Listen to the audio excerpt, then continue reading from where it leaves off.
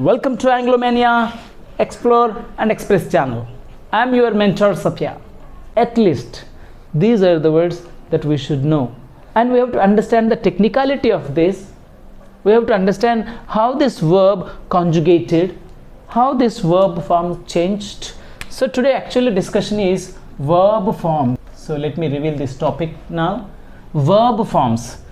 Here also we have present form. Here we write as present form. So V1. Here also SR, ESR, IES concept can be there.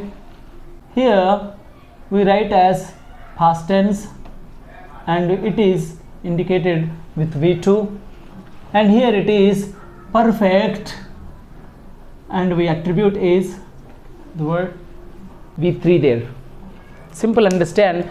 Here we have written present, here we have written past, here we have written perfect. So whatever I told here, that will be applied here as well. So next thing is, let us go here. Awake, awoke, woken. Beat, bet, beaten. See here we have added D or ED or something called T, but here it will not be like that. First syllables will be same, first letters will be same, and remaining letters will be changed. So here total thing is same, here it is same, but en is added here. So this will be also in some cases, that's why it is called as irregular form. So here this two are same, but this is changed here in this. These all are same in this, but here is added here. So that's why it is irregular form. And here n is added here, and here below is as it is here. So in these cases you must be very careful, and when you are using in day-to-day life you have to be very careful when you are using. So most of the people, they use this word also in a wrong way. They say come, came, came. Some people say as V3 this is pronounced as came. I did not came. They say this word because we hear here and there. Remember, of course mistakes may be common. If it is not corrected, then it becomes habit. Once it becomes habit, no one can change it. So this is what I would like to say. And dig, dug, dug. Simple. Dig, dug, dug.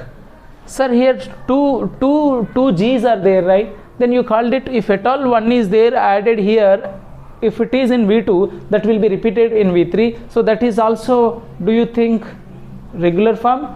No. Only D, only ED or T should be added there. So just to remember like that. Fly, flew, flown.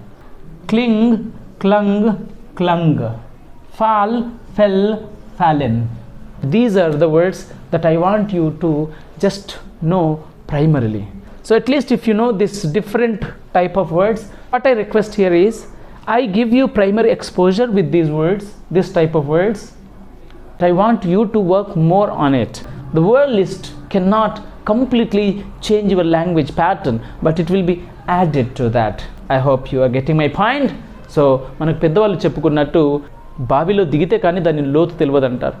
నేనేమంటానంటే ఒక్కసారి swimming తెలిస్తే ఆ లోతు గురించి మనకు అవసరం లేదు అంటాను. As per language teachers like us opinion, we always say, in order to speak English you must learn grammar, and then only you just dive into this particular learning concept I'm speaking.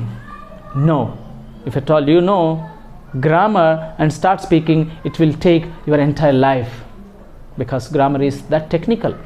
So what I suggest is, if you know the basic things, how to just move your hands, how to move your legs, then your swimming will be yours.